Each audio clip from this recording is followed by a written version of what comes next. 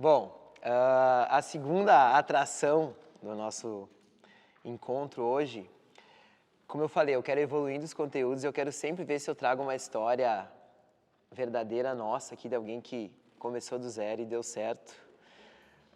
E até tornar isso cultural, porque muitas vezes, né, o Omar ele nem sabe o quanto ele pode às vezes agregar e inspirar pessoas, né, a chegarem lá.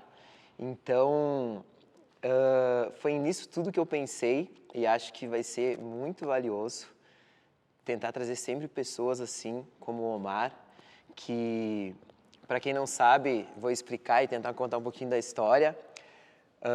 O Omar, então, ele fundou a Rodoplast, tem 25, 27 anos.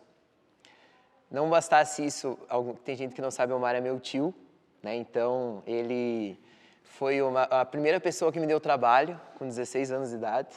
Né? É um mala lá, chato, que Deus o livre, mas me deu trabalho.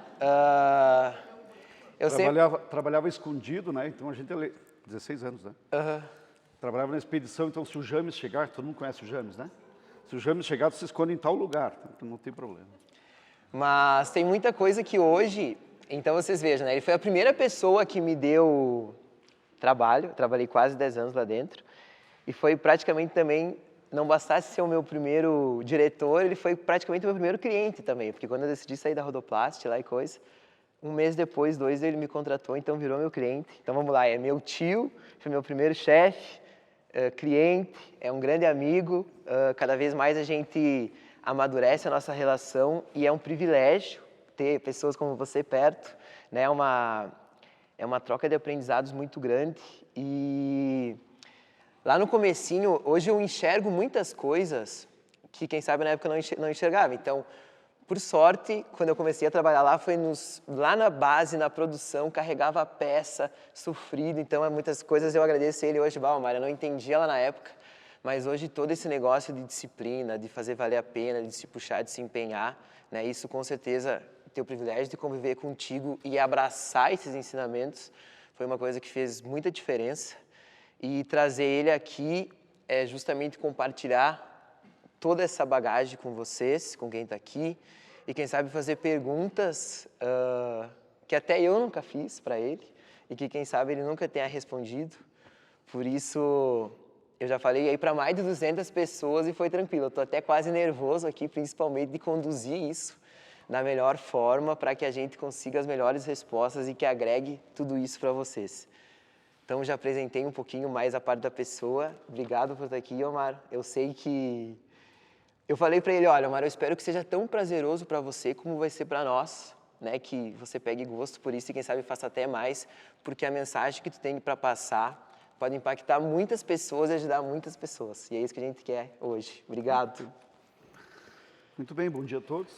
Primeiro, é um privilégio estar falando para uma plateia tão seleta como vocês, vários empreendedores, e eu espero, de alguma maneira, somar o mínimo possível para ajudar no dia a dia das empresas. E quando eu falo empreender, empresa, tu trabalhar numa empresa legal, um emprego legal é um empreendimento. Então, somar também no dia a dia de vocês dentro das empresas, de tal maneira que vocês pensem como dono da empresa. Vocês são dono do setor de vocês. A empresa de vocês é o setor. Então, tomara que eu consiga ajudar um pouco nesse sentido. Não, vai ser incrível, vai ser demais. E como eu falei, estamos em casa, tá? Não tem segredo, eu digo não tem... A gente pode ser o mais natural possível.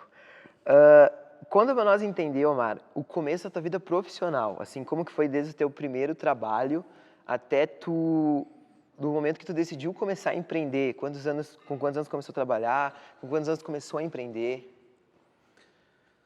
Eu comecei a trabalhar com 12 anos, era uma empresa que fazia... Agora virou tudo em plástico, graças a Deus, né? Virou tudo em plástico, mas era uma empresa que fazia enfeites para caminhões de metal. Então, aquilo era cromado e tal. Então, o meu primeiro contato com o caminhão, antes de empreender, foi justamente nessa empresa. Veio a fechar, né? E daí, tinha um irmão que tinha outra empresa que era a recuperação de caminhões. Então, hoje, a gente vê muita oficina de recuperação de carros, né? Eu bato o carro e vou lá e demora para arrumar. Uma vez com caminhões era assim. Não é mais agora. Veio o roubo-alto do caminhão, veio a facilidade de financiamentos de caminhões novos, então parou-se de recuperar caminhões, ao contrário de automóveis, né? Hoje qualquer chapeação tem uma fila para consertar um automóvel. Caminhões foi assim, foi um ramo muito rentável, tal. Então eu trabalhava nessa empresa e a gente, desde pintar o caminhão, chassi, montar, a gente fazia tudo de cabo a rabo.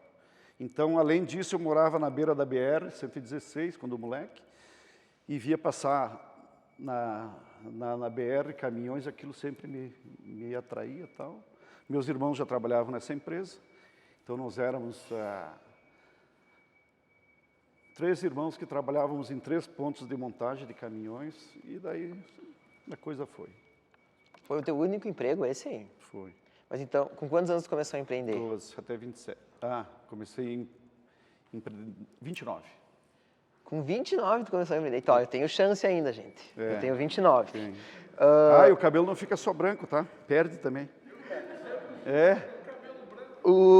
Mas, Não, mano, tenho menos, né? ô Omar, tu trabalhou dos 12 aos 29 nessa empresa? 16 anos. Fez faculdade, né? Tá, depois, né? Depois? Não, até quando... Bom, eu me formei em 2º grau, e daí eu tentei, em Caxias do Sul, para Direito. Aquela fixação, né, de ser advogado e tal. Eu fiz, não passei, 2ª opção dava Engenharia Mecânica. Olha, Engenharia Mecânica em Caxias naquela época seria bem interessante.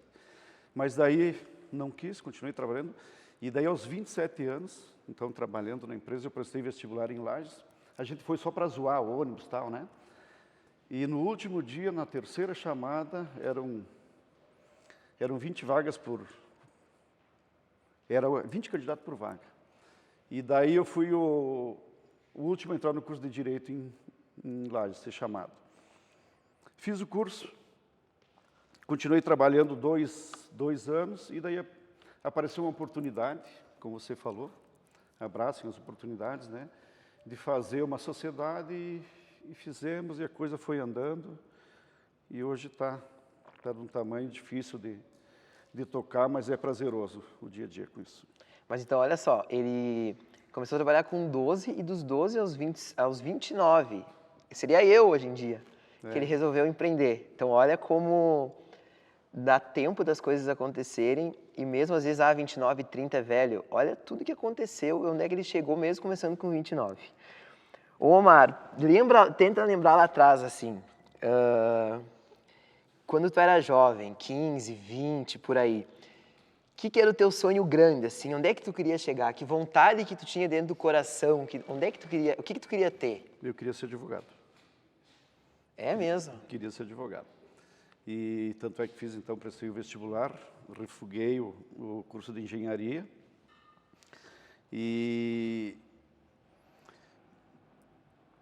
a gente tem que ir imaginando por etapas, né? Tu não imagina lá no final, tu imagina ponto a ponto. Eu quero ser advogado, depois eu quero fazer um curso, quero ser juiz.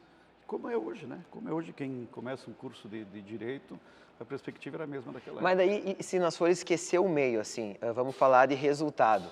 Tu esperava, a gente sabe que, eu sei, por ser da família, inclusive, foi uma infância mega sofrida, mega dificuldade, sem dinheiro, passando muita vontade e dificuldade.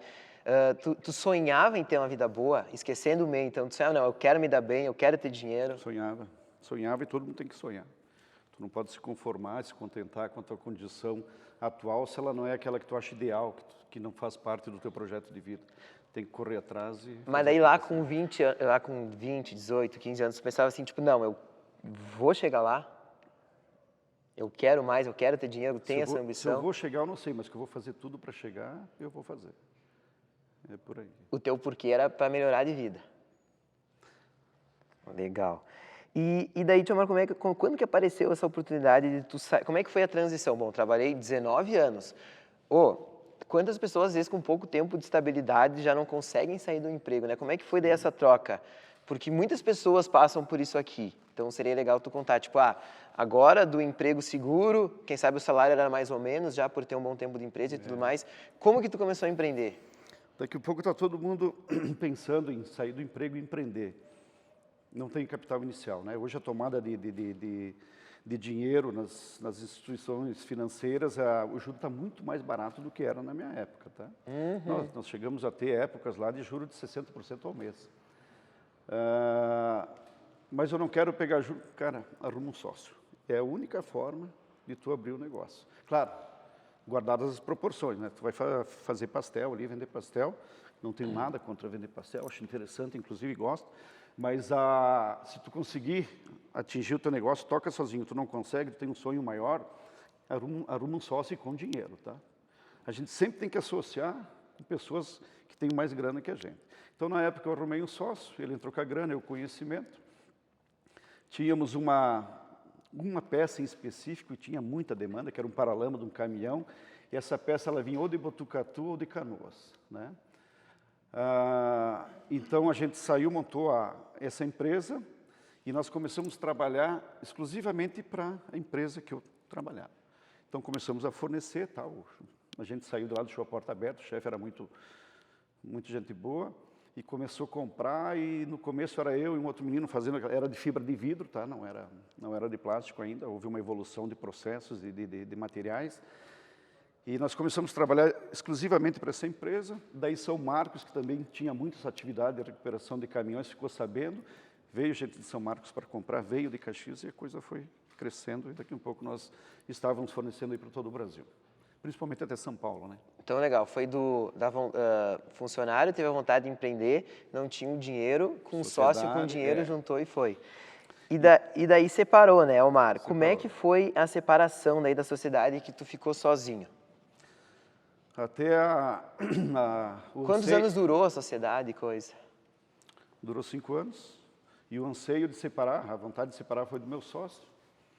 E daí eu me peguei meio sem capital e tal, mas peguei com metade das matrizes que a gente já tinha. Meus irmãos tinham um pavilhãozinho que faziam recuperação de caminhões e me cederam 5x5 lá, que a gente começou a tocar a parte de matrizes que ficaram com o meu sócio, meu ex-sócio, afinal. E tomava um dinheirinho no banco, fazia um planejamento a curto prazo, para não fazer muita dívida e pagar muito juro. Ia fazendo matriz por matriz, né? E via o que o mercado estava demandando. Chega uma hora que não é mais a gente que manda o negócio, é o cliente, né? Então o cliente pediu, agora eu quero paralama traseiro, agora eu quero uma lateral. E a gente ia se moldando e pegando dinheiro no banco e pedindo empréstimo. Amigos emprestavam dinheiro também. Mas, Omar, tu quando separou, vamos dizer assim, separamos, tu começou praticamente sem capital para gerar o negócio. Sem capital. Aquele pavilhão lá onde a Rodofibra começou, tu não começou lá a Rodofibra, então? Não, comecei ali na Renovel. E como é que tu começou? E daí como é que foi o pavilhão lá? Aquele pavilhão entrou na compensação, né? Então eu deixei o quê? Deixei um número maior de matrizes para pegar aquele terreno, aquele pavilhão. Daí aquele pavilhão dos 5... Mas então, dos 5 anos... Mas como ainda eu não podia usar lá, que a gente estava separando e tal, eu tive que fazer um insight na Renovel, lá no pavilhão. Aí começou num cantinho lá e continuou, e depois foi lá para onde é a Rodofibra. Daí levamos lá para cima, onde é a Star agora, aquele pavilhão é nosso, né? E daí foi lá que nasceu E daí a questão de dinheiro, fazia uma venda, às vezes pegava dinheiro no banco e foi indo. Cara, era ver a receita e a despesa, calcular o que sobrava no fim do mês, acreditar num sucesso, numa evolução, né? Que a gente nunca quer faturar menos e ter um lucro menor do que o mês anterior, a gente sempre quer evoluir. Daí tu fazia uma projeção, ia lá no banco e fazia o empréstimo, já calculando quanto ia custar a última parcela, juros altíssimos, tá? Hoje é bem legal os juros, se comparar com aquela época. E daí tu ia na fábrica de estrutura metálica e comprava uma estrutura metálica em 18 meses para pagar. Daí tu ia numa construtora lá e orçava e pagava em 18 vezes, acreditando sempre Chegava no meio desse prazo, aí, no 10º mês de pagamento, ao final do primeiro ano, tu já via que tu já tinha condições de começar outro pavilhãozinho na mesma modalidade, e tu ia conseguir cruzar as prestações e pagar as duas, sabe? E era passo a passo. Então, vamos pensar lá na Rodofibra, lá nesse teu começo sozinho, Omar. Como que era a tua rotina? Isso é legal tu contar, assim, Bom, tô com a empresa sozinho, já tô lá no meu lugar, então, onde é a Stara hoje. Como é que era desde função, horas de trabalho, viagem, ali nos 5 primeiros anos Sabe da que às vezes me Rodofibra. pedem a receita. Qual é a receita, né? Todo mundo acha que a gente está, né? Mas qual é a receita para dar certo? E tem muito a ver com o que você explanou aqui. Eu acho que muitos que empreendem aqui, cara, 90% aqui a gente faz de uma maneira diferente e precisa vir o Mateus da vida para dizer que a gente faz mais ou menos o que está nesse universo de empreender. Qual é a receita? Levantar cedo, dormir tarde, tá? E dormir tarde. Se cercar de pessoas competentes, porque você não vai conseguir fazer tudo numa empresa, tá?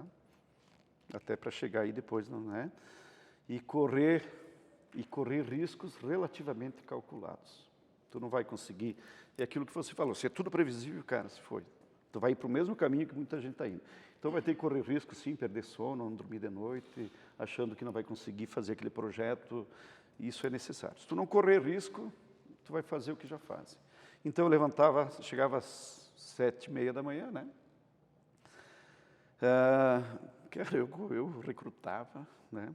Eu recrutava. Pagava a conta? Tudo, ia no banco, tudo sujo. Não sei se conheceram o Claudio Nordian, ele era um desbocado, né? Chamava todo mundo de... Não sei se tem parente aqui, eu adorava ele, né? Que pena que ele nos deixou e tal.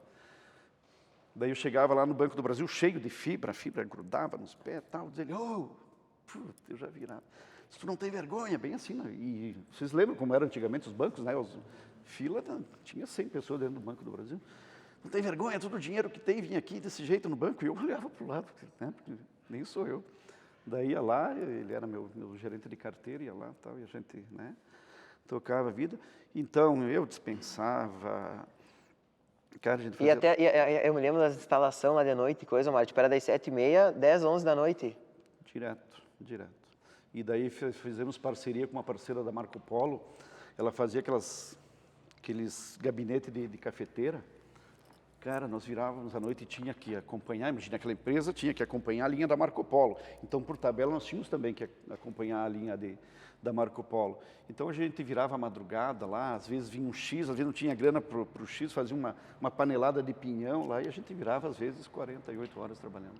Tipo, às vezes das 7 às 11, meia-noite, de segunda a sexta. Madrugada, 8 da manhã, direto. Com quantos funcionários tu acha que tu começou? Porque eu tô tentando, isso aqui eu não sei também, tá? Eu tô tentando ilustrar para todo mundo entender.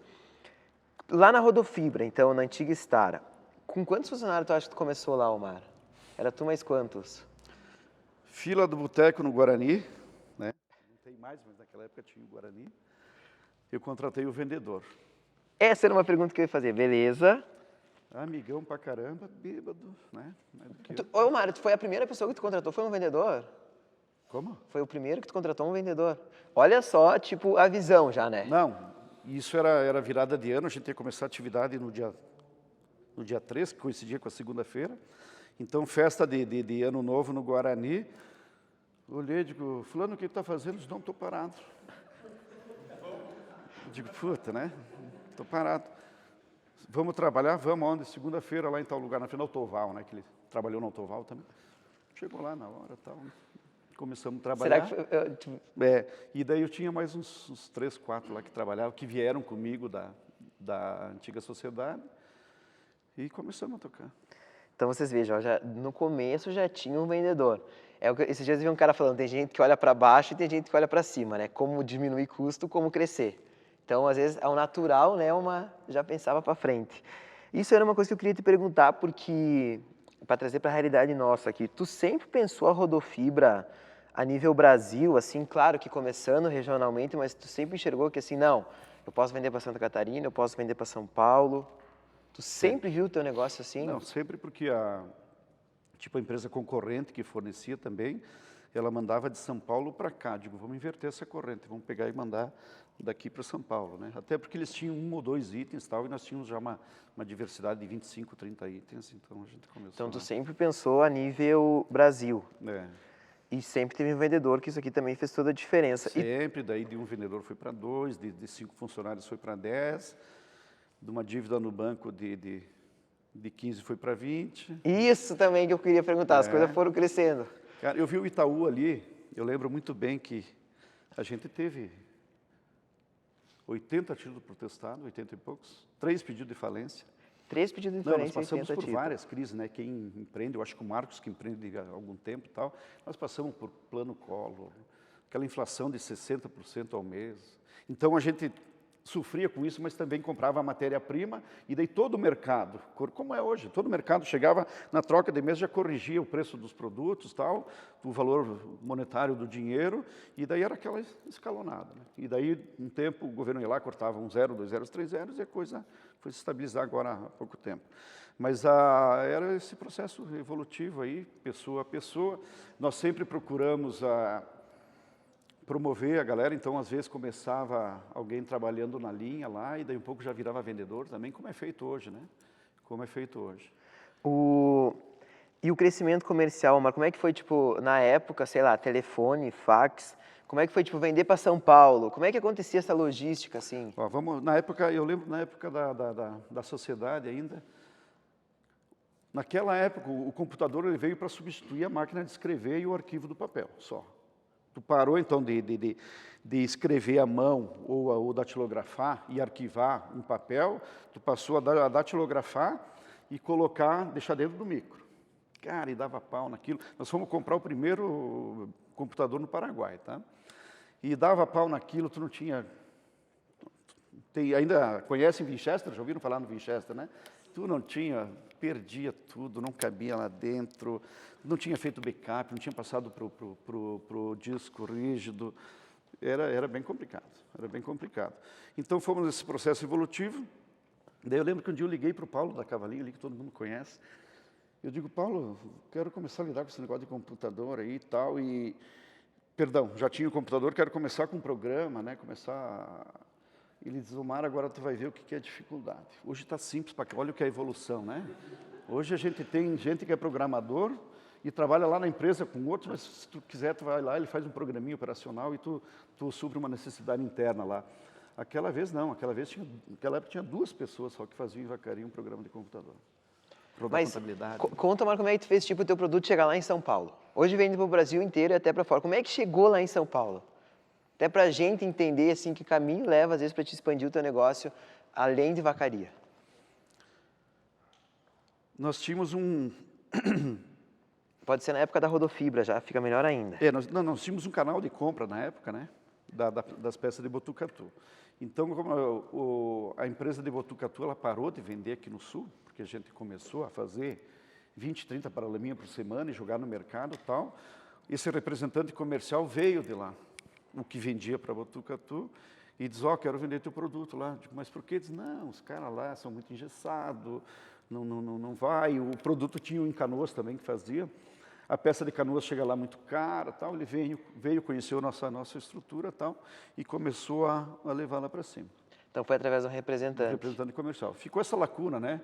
Tipo, Vacaria, São Marcos, Caxias, E lá Carazinho também lidava muito com essa reforma de caminhões. E São Paulo, sim, São Paulo é o centro nervoso até hoje do país, né? Vai fazer um empreendimento, cara, foca em São Paulo que tem 22 milhões de pessoas lá para comprar teu produto. E conta aqui pra galera que às vezes as pessoas pensam que se empenham, mas às vezes a régua é regulada para baixo.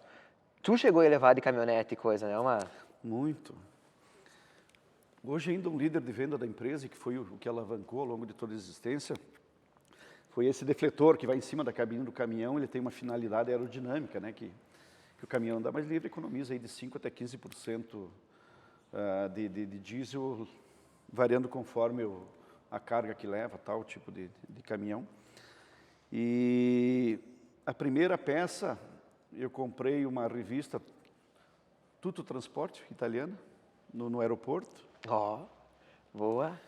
E a primeira peça do caminhão Volvo eu fiz por fotografia. O primeiro defletor que nós fizemos foi fizemos por fotografia. Mas tal. então olha o que eu falei aqui, ó. Tipo, ele comprou lá na época uma revista da Europa, olhou um negócio, às vezes é que eu falo que eu penso que é distante. Não é distante nada, você tem que olhar para os grandes e fazer. Então ele olhou um negócio lá da Europa e desenhou. Fizemos pela fotografia, né, que tinha vários ângulos da foto do caminhão lá. E daí um ano e meio, 2, um amigo meu comprou um caminhão desses, e ele veio dotado com essa peça original de fábrica, e ele levou lá, disse, Mara, a tua peça, se tu quiser, né, dar uma olhada, tal, como é que tá. E daí eu fui conferir, a nossa, pela foto, ficou diferente. 20 milímetros, 5 milímetros. Igual, então? Claro que não dava para a gente tirar uma peça do original e colocar a nossa, né? Mas como a gente vendia o conjunto completo, se colocasse de um lado o original e do outro lado o nosso, passava lotado, né? E tanto é que eu usei essa forma mais uns 2 anos, ela vai se degradando ao tempo, e daí você tem que refazer, que daí só quando eu refiz ela, eu refiz em cima da peça original. E daí como é que foi chegar lá isso aí? Eu tinha uma S10 igual a tua lá, que tu leva as madeiras, tá? Eu fiz uma gaiolinha, tipo um boiadeiro, soquei uns 10 defletores, aí saí. Nossa!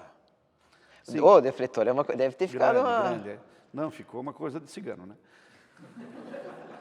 E fui lá, norte de Minas. O meu ponto final foi Montes Claros, norte de Minas Gerais. Um sertão. Tu foi com as vendas feitas ou não? Como? Foi com as vendas feitas ou tu produziu? Não, sim. Produziu e foi? Não era venda. Não era venda? Não, era contato. Olha aí. Olha, eu faço um produto, né? Ele oferece, além de um aspecto mais legal para o caminhão, ele oferece uma economia de combustível e tal. Digo, eu me proponho a levar uma ali, instalar no caminhão, você faz um teste. Funcionou, você me paga e compra mais, ou você fica de presente se não funcionar, se não gostar. Tu saiu de casa então pensando assim, puta, vou lá em 15, 20 não, horas e daí de viagem. eu cheguei em São Paulo, o cara era uma distribuição da escola, ele tinha 10 caminhões ali. Pena que surgiu o celular. Diz, ô Gaúcho, e não tinha o Waze, né? Tu ia pedir no posto de gasolina, onde é que fica tal coisa e tal. Ô Gaúcho, se furar um pneu, sobe o morro, não para aí que sábado de tarde eu cheguei. A galera tá tudo bebendo cerveja, é tudo bandido aqui. Diz ele, se eu não tiver caminhão potente que suba rápido o morro aí, eles vão roubando, um sobe em cima do caminhão, vai largando engradado, eles pilham toda a carga. E digo, meu Deus do céu. E buzina 3 vezes que o guarda vai abrir o portão. Digo, onde é que fui me meter, né? Cara, fomos lá, instalamos, Montes Claros e tal. O Triângulo Mineiro aí tem vários atacados, né? O Martins, o Unidão, Arcon. E vim fazendo a trilha lá, deixei então aquelas 10 peças instaladas, uma num, outro no outro. Chegou a vender já alguma assim, o cara te pagou ou não? Não, nenhum. Não, olha a aposta de novo, né? Tipo, esse negócio que ele está falando aqui, um defletor, seria o produto mais... Caro. O mais top do portfólio, da Rodoplast, da Rodofibra na época. Aí ele montou 10, que seria um monte para a época, e foi bater até Minas Gerais. E no Brasil não tinha essa cultura de usar o defletor. Todo mundo, né? Só para bonito? Não, economiza combustível. Prove. Como é que eu vou provar? Né? Digo, cara, compra a revista lá e lê, né? Daí a gente fez todo um desenho. Naquela época, para fazer um catálogo, a gente batia foto com a Polaroid, né? Que ela imprimia, saía colorido, colocava numa folha de ofício, datilografava ali, ou imprimia, levava lá no cristal, batia xerox colorida, montava nas pastinhas de plástico e mandava o catálogo para o correio. Era o PowerPoint.